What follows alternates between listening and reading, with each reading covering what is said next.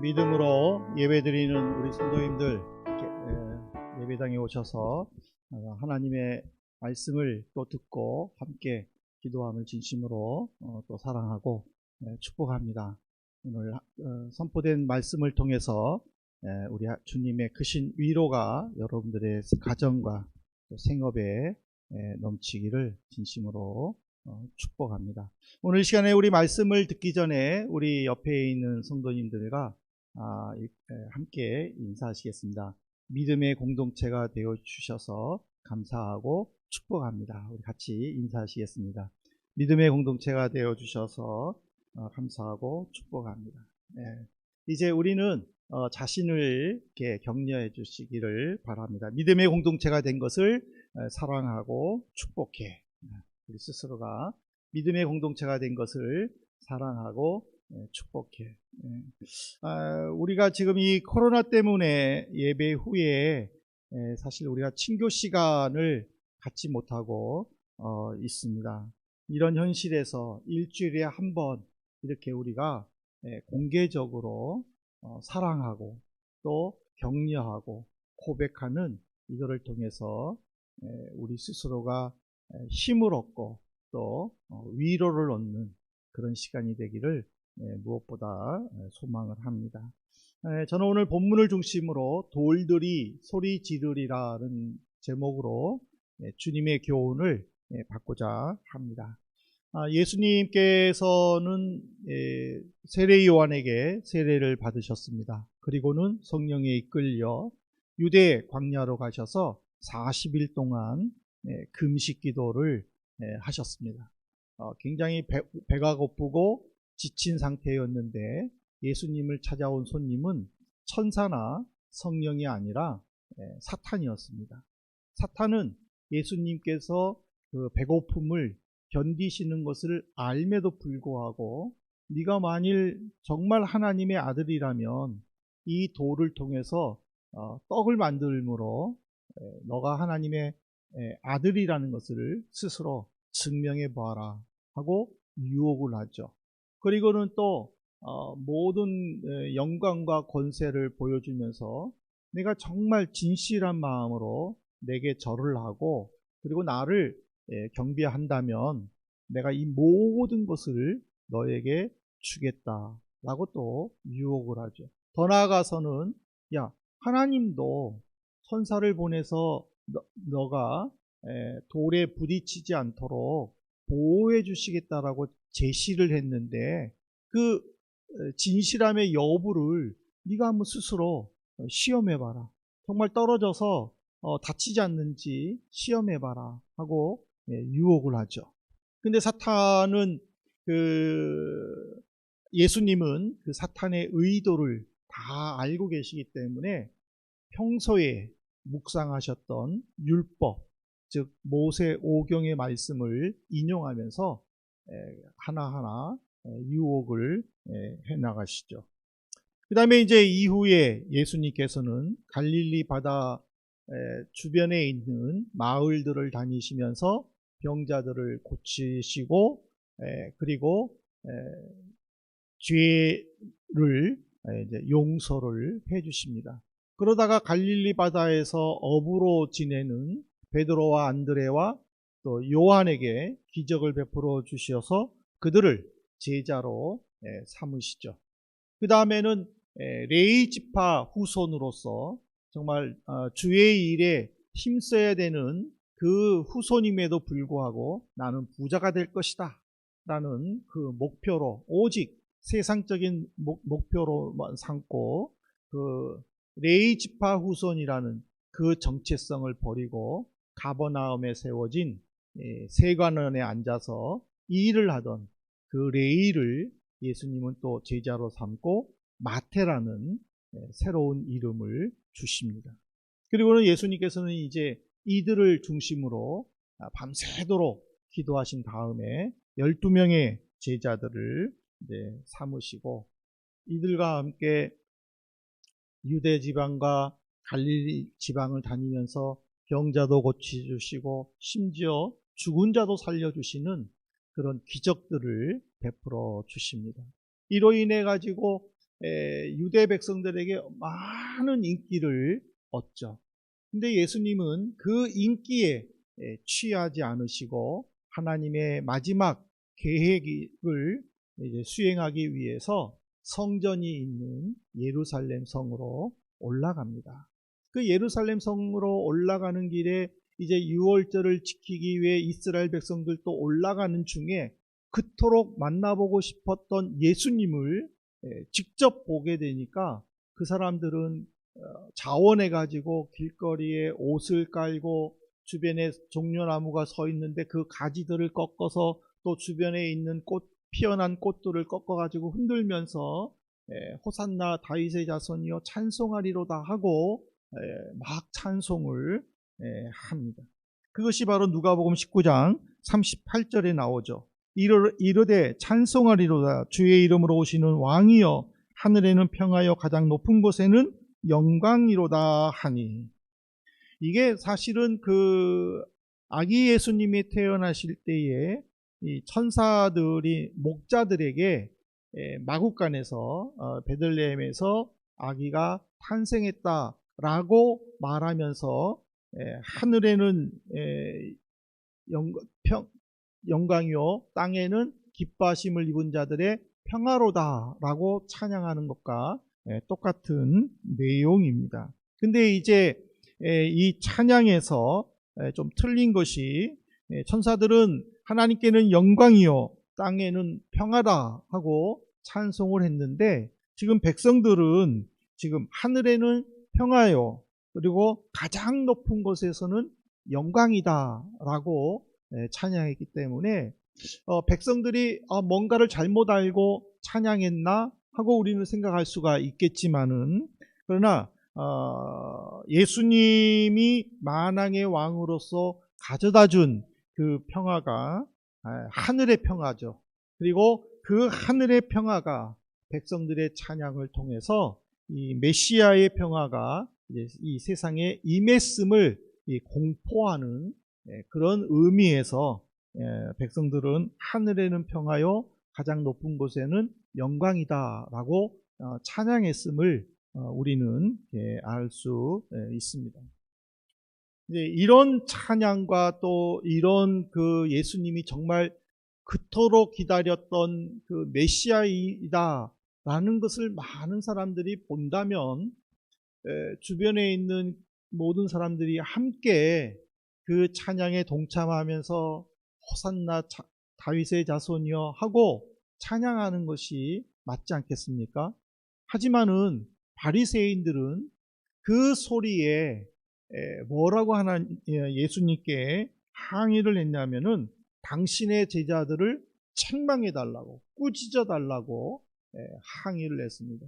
왜냐하면 예수님이 오기 전까지는 바리새인들이나 서기관들은 그래도 백성들에게 존경받는 랍비로서 늘 길거리 가서 마주칠 때마다 랍비여 하고 인사하고 또 그 인사를 당연시 받았던 그 바리새인들이 지금 예수님으로 인해 가지고 거짓 선지자로 전락을 하게 되고 백성들의 그 존경이 조금씩 사라지는 그런 불편함 때문에 예수님께 항의한 거죠. 근데 예수님께서는 그 이야기를 들으시고 즉시로 어떤 말씀을 하셨느냐면 누가복음 19장 40절입니다. 대답하여 이르되 내가 너희에게 말하노니 만일 이 사람들이 침묵하면 돌들이 소리 지르리라 하시니라. 이 돌들이 소리 지른다라는 것은 백성들의 찬양이 정당하다는 거예요. 그리고 반드시 그렇게 되어야 한다라는 필연성을 지금 강조한 거예요. 근데 어떻게 보면은 이 말씀은 하박국 선지자의 예언에 지금 응답되는 상황입니다. 하박국 선지자는요, 하박국 2장 11절에 보면은 담에서 돌이 부르짖고 집에서 들보가 응하리라 하고 예언을 했어요. 그러니까 이게 무슨 말이냐면 하나님의 심판이 임할 때 사람들은 전부 무서워하는 거예요. 그래가지고 은밀한 곳에 다 숨는 거예요. 하지만은 담이라든지 돌이라든지 그런 무생물들은 그것을 하나님께 일러 바치는 거예요. 하나님, 저 사람이 저기에 숨었어요. 하나님, 이 사람이 여기에 숨었어요. 하고 일러 바쳐서 모든 사람들이 다 심판받도록 한다라는 그런 의미예요. 근데 예수님께서 이거를 지금 바리새인들에게 지금 적용하신 거예요. 이것은 뭐냐면은 찬양은 특정한 몇몇 사람들이 자유롭게 부르는 것이 아니라는 거예요. 하나님의 섭리와 계획에 반드시 이루어질 것을 믿는 모든 사람들이 찬양해야 된다는 거예요.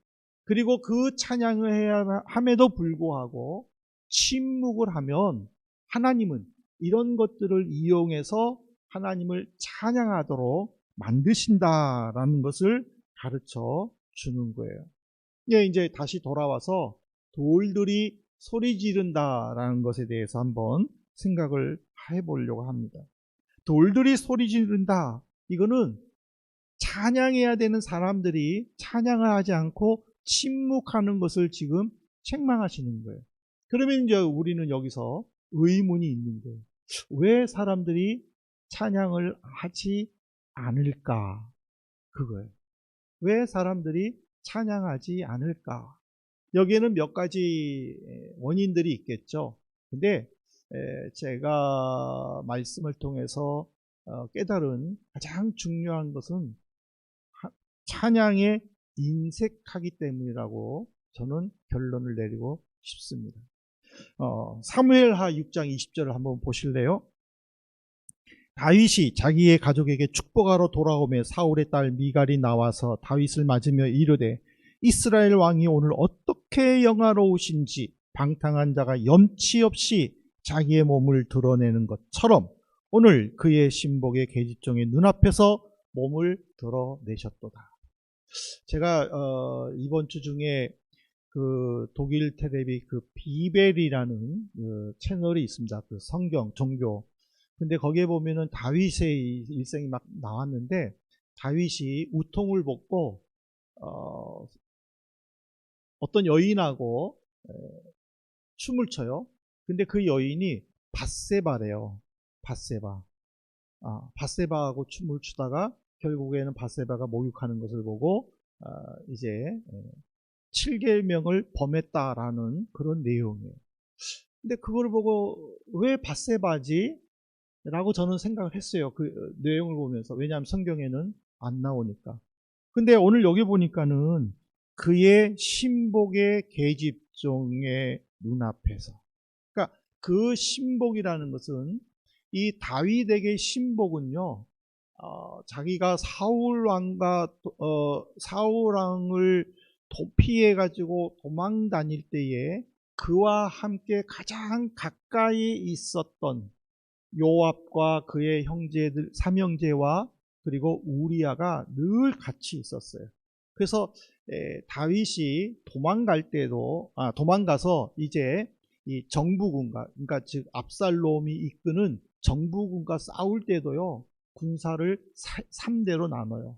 요압과 아비야와 그리고 우리아, 이 세 사람에게 병사들을 나눠줘요. 그러니까는 이 우리아가 다윗의 최신복이었다라는 것을 알 수 있어요. 그렇지만 그거는 상상이에요.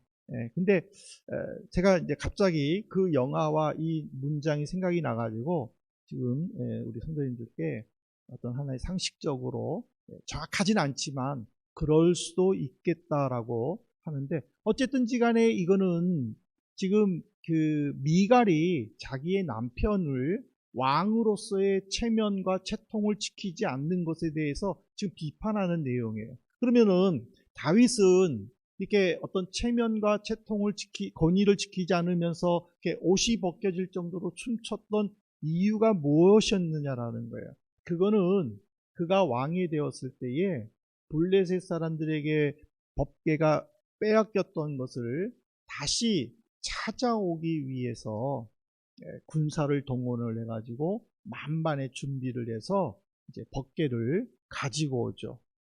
가지고 오다가 이제 병사들도 쉴 겸 이렇게 쉬는 속에서 피리를 불면서 나팔을 불면서 막 춤을 추고 축제의 분위기였는데 소들이 그 소리에 정신이 없어가지고 우왕좌왕을 하죠. 그때에 이제 다윗의 신하였던 우사가 법궤가 이 소의 수레에서 떨어질 것이 걱정이 돼가지고 그 법궤를 만지는 순간에 하나님은 우사를 죽이셨어요. 그러니까는 막 흥겹고 잔치 분위기였던 그 현장이 순식간에 아수라장이 된 거예요. 절망이 되는 거예요. 슬픔이 되는 거예요. 분노의 현장으로 바뀌는 거예요. 다윗도 막 너무 분하고 그리고 무서워서 그 법궤를 근처에 있는 오벳 에돔 집에 맡겨놨다. 그리고 빈손으로 다윗성으로 돌아갔다라고 성경은 기록돼요. 너무 분했던 이제 다윗이 어느 정도 마음을 가라앉혔어요. 그리고 이제 율법을 살펴봤어요. 근데 율법에는 신명기 31장 9절에 보면은 법궤는 반드시 제사장이 어깨에 메어야 한다라는 내용을 발견을 한 거예요. 그래서 다윗은 즉시로 제사장들에게 요청을 한 거예요. 이제 준비해서 법궤를 어깨에 메고 옵시다라고 요청을 해요. 그래가지고 이제 만반의 준비가 다 끝나고 제사장들이 법궤를 메고 다윗성에 돌아오는데 아무 일도 일어나지를 않았어요. 그래서 다윗성에 자기가 만들어 놓은 그 장막에 법궤를 모셔놓고 그동안 마음고생이 심했던 것을 너무 기쁜 나머지 그가 춤을 추면서 옷이 벗겨진 것도 개의치 않고 그냥 하나님께 온몸을 다하여 찬양한 거예요. 그렇지만은 미갈은 내 남편이 좀 체면도 지키고 또 왕으로서의 어떤 근엄한 모습, 권위 있는 모습을 보여주기를 원했는데 그런 모습이 없으니까 비판한 거예요. 그러니까는 다윗이 뭐라고 아내에게 화를 냅니까? 내가 이보다 더 낮아져서 그래도 나는 하나님을 찬양할 것이다 라고 이야기를 하죠. 제가 이 말씀을 준비하면서 이렇게 자료를 찾다 보니까는 미국 남부에 위치한 노스캐롤라이나 주에 이 침례교 협의회라는 단체가 있는데 그 예배 인도자인 케니 램이라는 사람이 미국 성도들은 왜 찬송가를 부르지 않을까에 대해서 christianreaders.com이라는 잡지에 기고한 글이 소개가 되었어요. 근데 그 글 내용을 보면은요, 몇 가지가 있는데, 성도들이 노래를 잘 몰라서 부르지 못하지만 너무 높은 음만 선곡해서 부르기 때문에 따라 부르지 못하고 지나친 악기 소리에 맞춘 음향시설로 옆 사람의 노래소리를 듣지 못하거나 예배 분위기가 아닌 공연장과 같은 컨셉으로 예배당을 지어 너무 프로페셔널한 연출로 인해 성도들이 예배 참여자가 아닌 공연 관람자로 생각하기 때문이다 라고 기고를 해놨어요. 미국 같은 경우에는 맞겠죠. 대부분 예배당이 이 극장식으로 되어 있어서 그럴 수가 있겠죠. 그렇지만은 우리 스스로가 정말 내가 이 찬양에 대해서 어떤 올바른 인식을 하고 있느냐라는 거예요. 찬양의 중요성을 깨닫지 못하면은 아무리 찬양하라고 해도 찬양을 못해요. 하지만은 그 찬양의 중요성을 알면은 그 찬양을 막아도 어떻게든지 찬양하는 거예요. 그것이 성경에는 기록되어 있어요. 사도행전 3장 8절에 보실래요? 뛰어서서 걸으며 그들과 함께 성전으로 들어가면서 걷기도 하고 뛰기도 하며 하나님을 찬송하니. 지금 성전 앞에 안진뱅이가 늘 성전을 들어가는 사람을 상대로 구걸을 했어요. 근데 어느 날 베드로와 요한이 그 40여세쯤 되는 그 중년 남성을 향하여 그리스도 예수의 이름으로 일어나 걸어라 하고 잡아서 세우는 순간에 살 넘도록 걷지 못했던 그가 걸은 거예요. 그러니까는 베드로와 요한과 함께 성전 안으로 들어오면서 너무 기쁘고 너무 신기해가지고 지금 하나님을 찬송했다라고 기록하고 있어요. 그 다음에 사도행전 16장 25절에 보십시오. 한밤중에 바울과 실라가 기도하고 하나님을 찬송하며 제수들이 듣더라. 지금 바울과 실라는 빌립보 도시에 가서 예수를 증거했어요. 부활하신 예수 그리스도를 믿어야 구원 온다고 증거를 했어요. 많은 마을 사람들이 바울과 실라를 시기하고 질투하여서 그들을 때렸어요. 고문을 했어요. 그리고는 간수장이는 그를 감옥에 넣어놨어요. 매 맞아서 아프죠. 또 하루 종일 또 고문받아서 힘들죠. 그러는 속에서도 바울과 실라는 찬송을 했다고 그랬어요. 그리고 그것을 제수들이 지금 들었다고 그랬어요. 이들의 특징은 뭐냐면 찬양의 의미 그리고 그 찬양의 가치를 올바로 알았기 때문에 어떤 상황에서도 하나님을 찬양했다라는 거예요. 그런데 바울과 실라와 또 이 40여 세 된 이 환자의 모습을 우리와 비교해 보면서 우리는 얼마만큼 하나님을 찬양하고 있습니까? 하나님을 얼마만큼 찬양하고 있습니까? 클럽에 가가지고 음악에 맞춰 몸을 흔드는 것에 대해서는 전혀 어색해하지 않으면서 찬송하면서 몸을 흔드는 것에 대해서는 어색해가지고 따라 부르다가 스스로 그만둔다면은 우리는 미갈과 같은 처지가 아니겠는가. 예수님께서 바리새인들에게 돌들이 소리 지른다 라는 이 섬뜩한 경고를 우리는 다시 한번 묵상해 봐야 합니다. 근데 같은 의미에서 누가는 지금 돌들이라고 그랬잖아요. 근데 마태는요 다른 관점에서 경고했는데 마태복음 21장 16절을 보실래요? 예수께 말하되 그들이 하는 말을 듣느냐? 예수께서 이르시되 그렇다. 어린아기와 젖먹이들의 입에서 나오는 찬미를 온전하게 하셨나이다 함을 너희가 읽어본 일이 없느냐? 지금 마태는 시편 8편 2절 말씀을 인용해서 지금 예수님이 바리새인들을 향해서 책망하는 것을 이야기하는 거예요.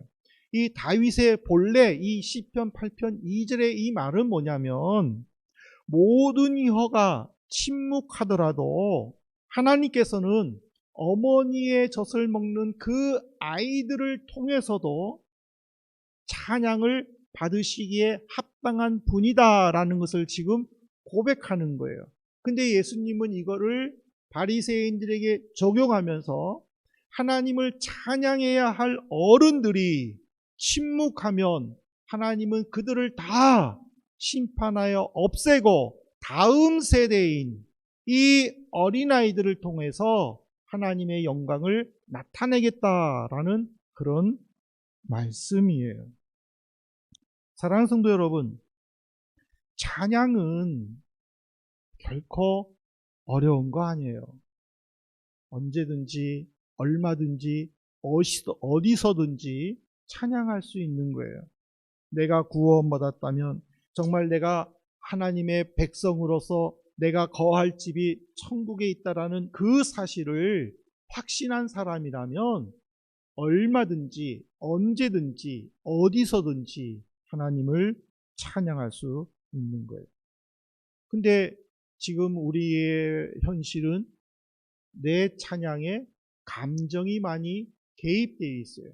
감정에 따라서 하나님을 찬양하기도 하고 하나님을 찬양하는 것을 잠시 멈추기도 하는 것이 우리의 현실이에요. 저는 이 설교를 마감하면서 결론을 내리면서 15초 정도 되는 동영상을 우리 성도님들께 보여드리려고 합니다. 한번 보시죠.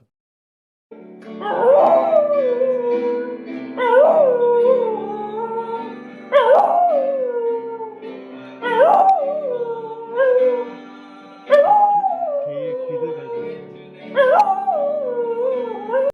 1년이 조금 넘은 강아지의 이름은 코코입니다. 이 강아지를 키우는 분이 줌을 통해서 지금 교회 그 예배, 비대면으로 지금 예배를 드리는 실제로 겪은 상황이에요. 그분은 예배를 드리면서 함께 찬양을 하고 있었어요. 근데 갑자기 옆에서 지금 코코가 귀까지 움직이면서 찬양하는 거예요. 근데 이분은 이 코코에게 노랫소리에 반응하도록 훈련을 전혀 시키지를 않았어요. 그래가지고는 이분이 혹시 다른 음악에도 반응을 하나 싶어서 어떤 재즈라든지 팝송을 틀어놨는데 전혀 반응을 하지 않았어요. 그런데 다시 찬양을 틀어놓으니까 또 반응을 한 거예요. 저는 이거를 보면서 참 신기하기도 했지만은 얼마나 사람들이 하나님을 찬양하는데 인색하면 예수님께서 젖먹이나 어린아이들을 통해 소리를 지른다는 그 말씀처럼 이 훈련받지 못한 이 코코가 노래를 부르겠는가, 그걸 한번 생각해 보았습니다. 사랑하는 성도 여러분, 참 그 코로나 위중 속에서도 또 우리 찬양팀이 앞에 나와서 찬양으로 섬기는 것이 얼마나 저는 귀하고 감사한지 몰라요. 근데 우리가 이들과 함께 비록 마스크를 쓰고 있지만은 하나님을 찬양하고 그 찬양에 동참한다면 성령은 우리의 각 사람에게 임하실 줄로 믿습니다. 성령이 그들을 터치하실 것이고, 성령이 그들을 어루만질 것이고, 성령이 그들의 비전과 그들의 목표와 그들의 앞날에 축복해 주실 줄로 믿습니다. 너희들이 침묵하면 돌들이 소리 지른다. 이거는 우리가 좀 엄중하게 받아들여야 될 줄로 생각을 합니다. 여러분들이 하루에 단 1시간만이라도 하나님을 찬양하면서 기뻐하는, 그래서 하나님의 주시는 그 놀라운 은혜, 그 은혜 속에서 마음의 평안을 얻으시고 이 세상에 주는 복의 얽매인 것이 아니라 하늘의 복으로 우리의 삶이 윤택해지기를 주님의 이름으로 축복합니다.